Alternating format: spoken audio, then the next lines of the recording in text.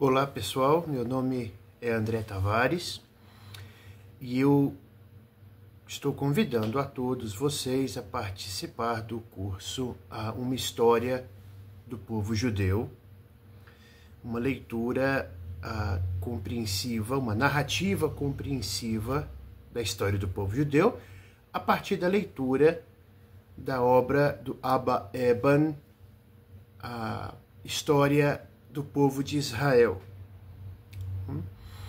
A ideia é que a gente atravesse os mais de 3.000 anos de história do povo judeu, desde a sua fundação, desde as suas bases mais antigas, segundo o que consta na Torá e o que a gente sabe por meio dos estudos históricos e arqueológicos, até os problemas mais atuais, até a situação contemporânea do povo judeu. Qual que é o propósito disso, na verdade? E por que eu escolhi essa obra do Abba Eban para servir de compasso para a gente? 2 motivos. O primeiro deles é que nós vivemos numa crise contemporânea de ressurgimento do antissemitismo, né? Nessa nova roupagem que ele adquiriu, chamado de anti-sionismo. O ataque, o ódio ao Estado judeu, a autodeterminação nacional do povo judeu pelo seu estabelecimento na terra de Israel, não é verdade? Como pretexto para o mau e velho antissemitismo, pelo ódio ao povo judeu. E não é uma coisa trivial o combate ao antissemitismo, porque ele se fundamenta, o antissemitismo se fundamenta numa série interminável de mentiras, calúnias e incompreensões a respeito do povo judeu. Então, qual que é a nossa primeira dificuldade em combater o antissemitismo? A nossa primeira dificuldade, melhor, não vou dizer dificuldade, a nossa primeira tarefa, que é difícil, é compreender corretamente a história do povo judeu, a história judaica. Sem essa compreensão global, não é possível combater os nossos inimigos e os nossos detratores na esfera pública, no debate público. Então, a ideia é começar por aí, ter uma compreensão, ter uma imagem da história judaica, certo? Mas a história judaica é gigantesca, ela se estende por mais de 3 milênios e ela se espalha por localidades as mais diversas. O povo judeu está espalhado pelo mundo, literalmente pelo mundo todo.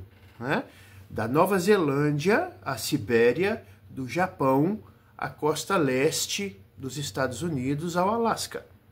Verdade? Como é que a gente pode pretender ter uma visão global disso? Obviamente, isso não quer dizer de ter um conhecimento exaustivo de todos os detalhes e de todos os aspectos da trajetória, da vida, dos costumes, dos acontecimentos e desdobramentos que o povo judeu passou. No entanto, é preciso encarar esse desafio e conseguir formar uma imagem geral, ainda que imperfeita, correto? Sob a pena de desistirmos dessa empreitada e não termos uma unidade formada da história de Israel. E sem essa unidade formada, a nossa narrativa perde força. Narrativa não no sentido de a propaganda, né? Mas narrativa de uma capacidade de estabelecer os eventos e as suas correlações. Tá? O segundo motivo é que o sentido da história judaica está fortemente relacionado à terra de Israel. Né? Não há como pensar povo judeu, mesmo espalhado, mesmo numa situação de exílio, sem apontar, sem ter esse olhar direcionado para a terra de Israel. Tá?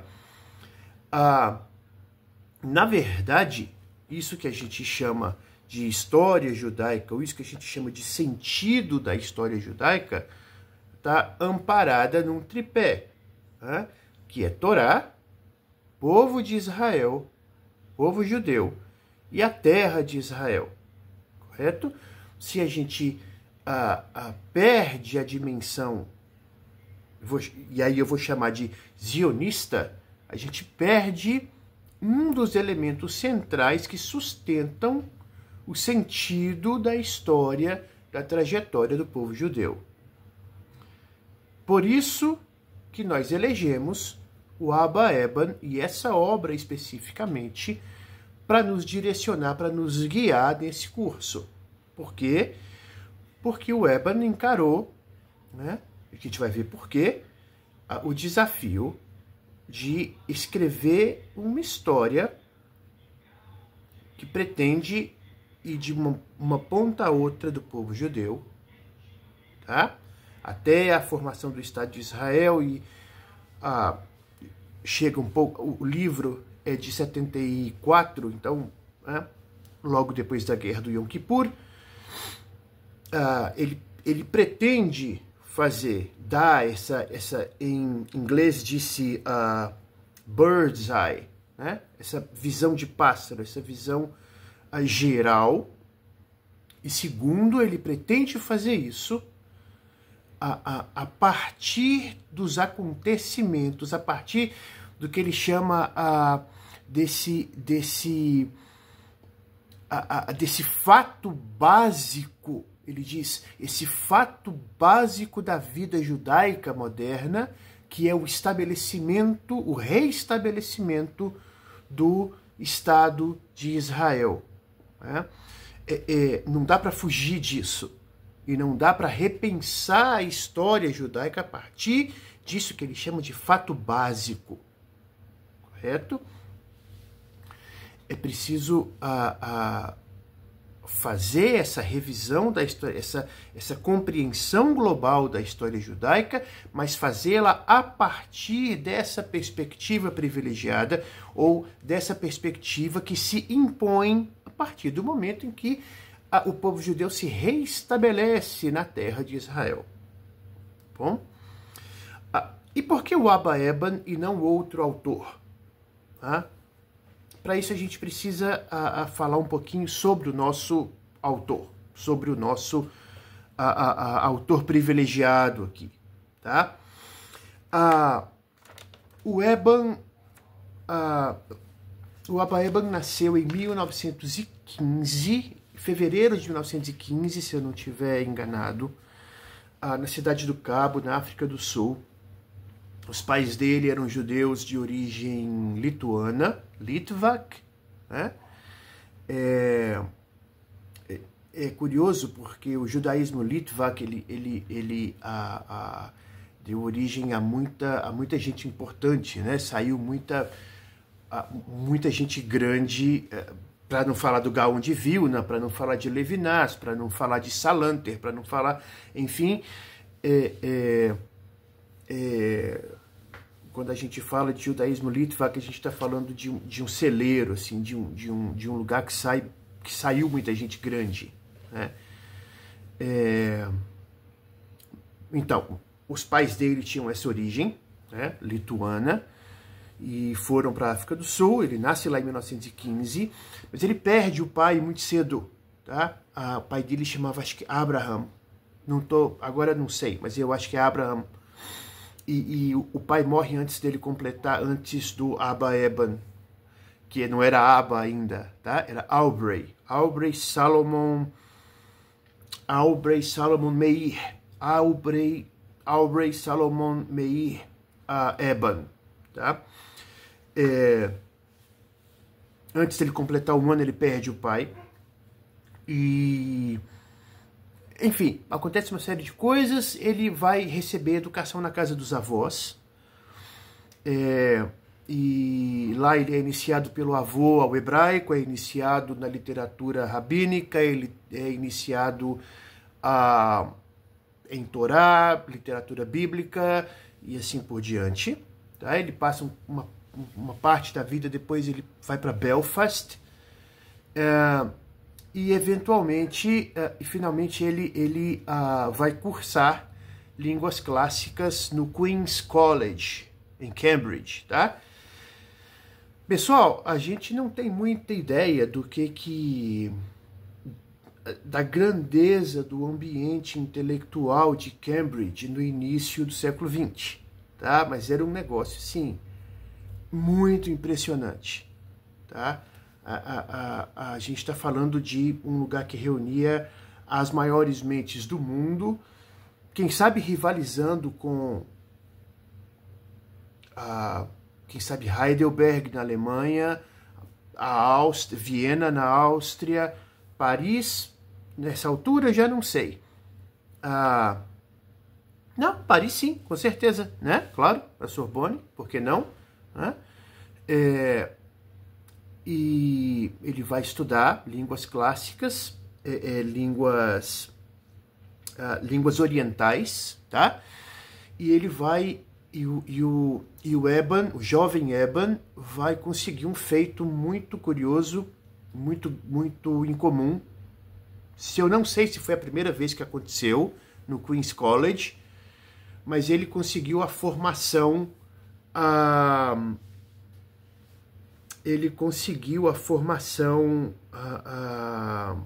em hebraico, árabe clássico, hebraico bíblico, árabe clássico e persa, tá? Ao mesmo tempo.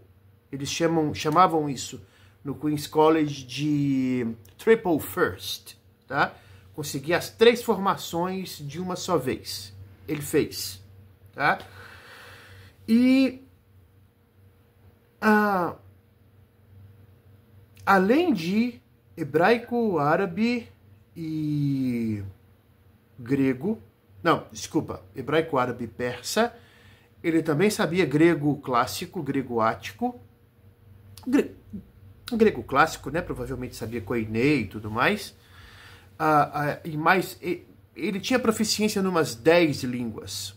Era uma coisa extraordinária, tá?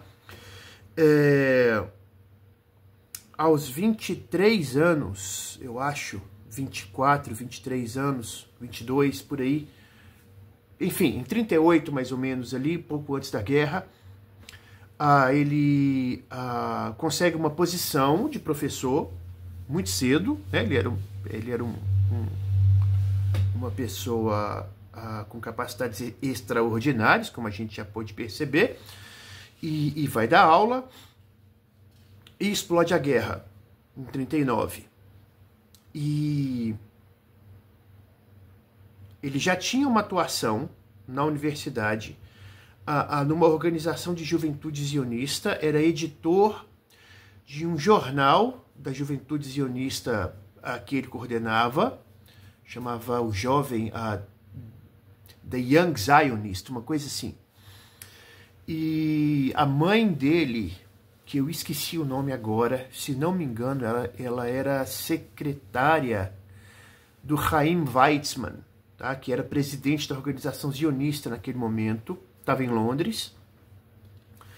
E por um arranjo de coisas, óbvio, tinha a ver com a mãe dele trabalhando pro Weizmann, né? Uma mãe judia, óbvio. Ele vai trabalhar com o Weizmann, tá? e isso vai ser interessante, o Weizmann vai ser um dos presidentes de Israel mais tarde e tal, essa coisa toda. Vai servir o exército britânico na guerra, vai trabalhar com o setor de inteligência, vai trabalhar treinando treinando comandos infiltrados para os territórios conquistados, ocupados pelos nazistas, aquela situação toda.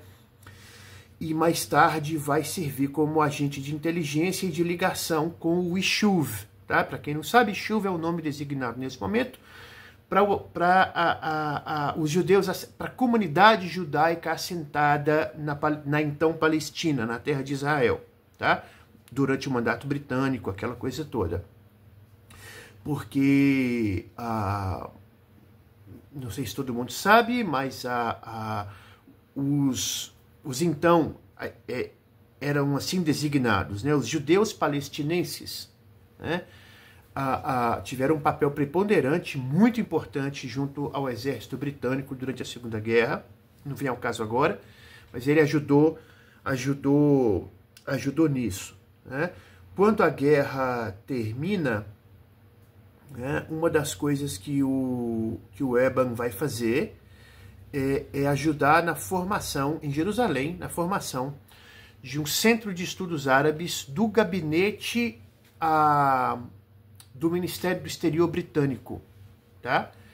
Depois da criação do Estado de Israel, esse centro vai para Beirute, e eu não sei o que aconteceu com esse centro depois, tá?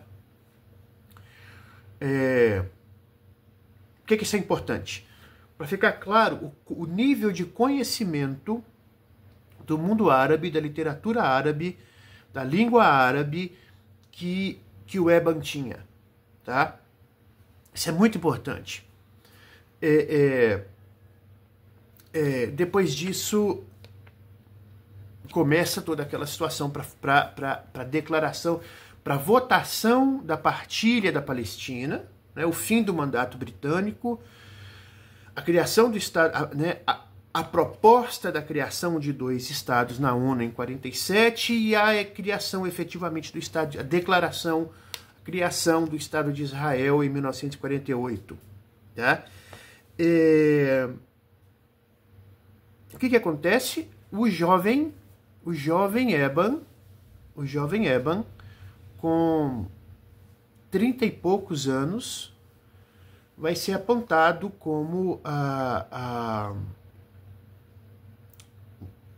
não é embaixador de Israel ainda, mas ele tem um nome, eu não me lembro, ele é um secretário apontado para acompanhar os debates da questão palestina no Comitê Especial da ONU em 47, tá? E ele se destaca absurdamente, porque o Eban era muito competente, era muito apaixonado na defesa de Israel, na defesa do direito do povo judeu a se estabelecer na terra de Israel, e ele fazia a defesa intelectual e moral disso de uma maneira muito proficiente, tá? E com muito trabalho, muita entrega e muito compromisso, tá? Tanto que quando o Estado de Israel acontece, né, em maio, na metade de maio de 48, uma semana depois ele é apontado como embaixador de Israel na ONU, tá, em 48. Ele tinha 33 anos, veja bem. Se não me engano, era o embaixador mais jovem em todas as Nações Unidas, tá? E em 1950 ele vai acumular, junto com o posto de embaixador na ONU, ele vai acumular o posto de embaixador nos Estados Unidos, tá? De 50 até 1960, 1959, ele vai acumular as duas funções, tá? E vai exercê-las de maneira muito, muito competente, com muita proficiência, com muita excelência, tá? Para vocês terem uma ideia assim, da força do Eban, do tamanho da figura dele, assim, né? Tem um comentário do secretário de Estado americano Henry Kissinger, né? Para bem ou para mal, o Kissinger é uma figura gigante, controversa, né? Mas o Kissinger dizia que o Kissinger resumia as capacidades, resumiu não sei se foi na biografia, o Kissinger dizia a respeito do Eban, né, que ele não conheceu ninguém. O Kissinger diz que nunca conheceu ninguém que igualasse a maestria do Eban e o domínio que ele tinha na língua inglesa. Tá? Várias pessoas diziam que era impossível resistir à oratória, à capacidade argumentativa do Eban. Era realmente extraordinário. Um excelente escritor, um excelente debatedor e um orador exímio. Tá? Ele foi presidente da Assembleia, não, desculpa, vice-presidente da Assembleia Geral da ONU. Eu não lembro, em algum momento, entre 50 e 59, ele foi vice-presidente da Assembleia, não me lembro agora mesmo quando, tá? Mas ele acaba o mandato em 59, volta para Israel em 60. Ele era do Partido Trabalhista, tá? Do Partido Socialista Trabalhista, né? Que é o que estava na dianteira do Estado de Israel durante os primeiros 20 e poucos anos, até a eleição do Menachem Begin, tá? E de 60, eu tenho uma colinha aqui, deixa eu ver. De 60 a 63, ele vai ser ministro da Educação e da Cultura do Ben-Gurion. Depois ele vai ser, quando o primeiro-ministro é o Levi Eshkol, ele é vice-primeiro-ministro, porque não é exatamente um vice-presidente, não é a mesma coisa, mas enfim, é um cargo importante, né? E fica nessa posição até 66, né? E de 66 a 74, até depois da guerra do Yom Kippur, ele vai ser ministro do exterior, tá? Inclusive da Golda Meir, obviamente, né?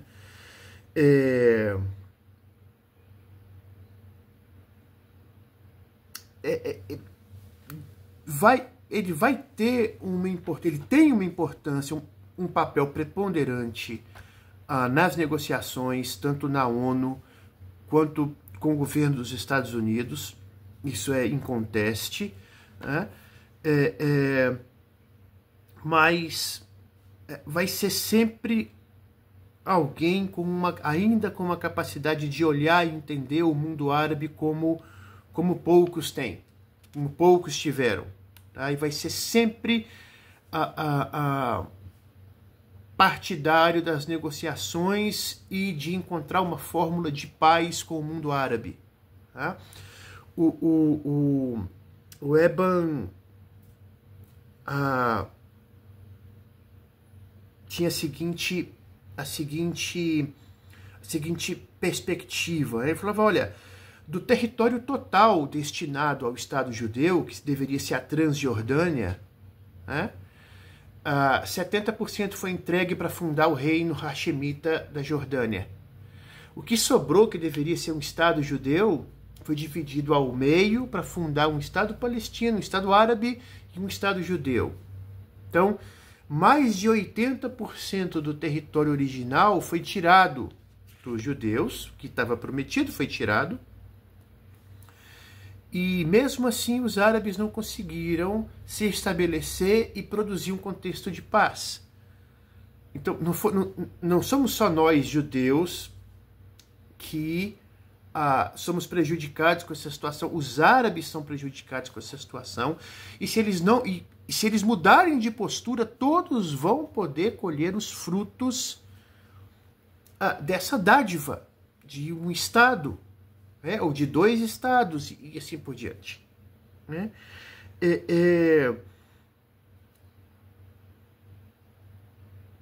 E veja, hoje a gente tem uma situação que deixa a gente perplexo, que é isso de Israel ser o único Estado no mundo que precisa justificar sua existência o tempo inteiro. Nenhum outro Estado vive essa condição. Né? Israel tem que justificar operações militares contra os seus inimigos. Israel tem que justificar operações militares para se defender. Israel tem que justificar o tempo inteiro. Tudo está sob escrutínio. Mas o Eban já falava disso lá atrás. Né? Ele dizia, eu vou ler. Eban repousou o fardo da guerra nos ombros das nações árabes, que a iniciaram, responsáveis por cada morte, perda, todo o pânico e exílio que resultaram desse conflito fútil e desnecessário. Veja, hoje a gente sabe que é preciso afirmar cada vítima palestina em Gaza está na conta do Hamas. Cada vítima no Líbano está na conta do Hezbollah. E é preciso ter a grandeza moral de dizer isso. E não perder isso de vistas. Tá? O Eban olha para essa situação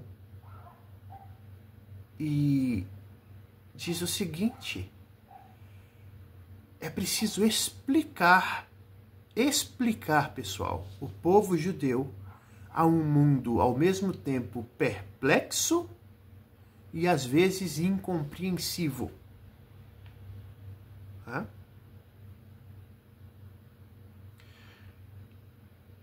A história do povo judeu, a história do estabelecimento do povo judeu na terra de Israel, as vicissitudes, as idiosincrasias, a singularidade do povo judeu é uma questão para o mundo. Não vamos dizer que não vamos negar que seja. Como é que a gente explica isso? Como é que a gente demonstra isso para o mundo? Vamos repetir, perplexo e muitas vezes incompreensivo. Como se faz isso? É uma necessidade didática. Mas mais que uma necessidade didática, é preciso seguir o conselho, do Abba Eban, que é o quê? É preciso fazer isso. Com grandeza moral e perspicácia intelectual. Defender o Estado de Israel exige essas duas coisas. É uma necessidade moral, moralizante, defender a existência do povo judeu, a existência do Estado de Israel, e é uma luta contra a guerra, é uma luta contra a opressão e é uma luta contra a injustiça no mundo. A gente não pode deixar que o discurso antissemita roube isso de nós. Seja ele proveniente de onde for, da esquerda ou da direita, ou de, enfim, qualquer ponto do espectro político. Tá? A nossa ideia é essa, tentar começar que seja um processo de compreensão global, um processo de entendimento do liame, do que perpassa a história do povo judeu, da continuidade do povo judeu, do desenvolvimento da história do povo judeu, até essa espécie de culminância, vamos chamar assim, ou como o nosso autor diz, né, esse fato básico que é o reestabelecimento do Estado de Israel.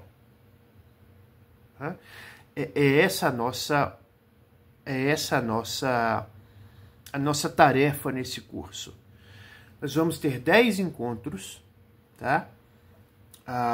Daqui até agosto, em que a gente vai tentar, de novo, não é uma tentativa de esgotar a história judaica, tá bom? É uma tentativa de dar um primeiro passo para essa compreensão global.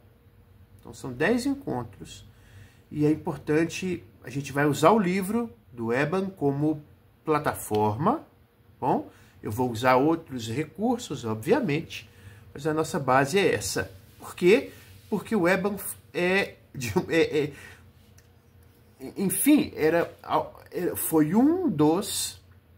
ele foi um dos protagonistas do estabelecimento do Estado de Israel. Ao mesmo tempo, ele era um homem com um conhecimento e uma erudição em mundo antigo e em história do mundo antigo, em línguas antigas, gigantesca, um conhecimento gigantesco.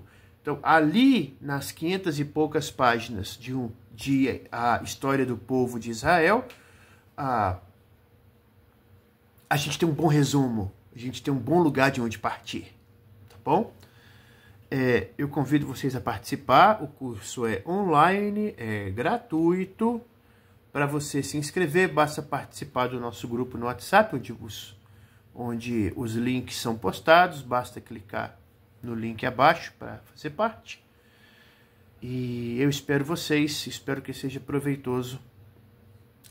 E vamos junto encarar esse desafio que o próprio Abba Eban enfrentou e já deixou um roteirinho para a gente que ajuda muito, tá bom? Shalom, espero vocês. Até mais.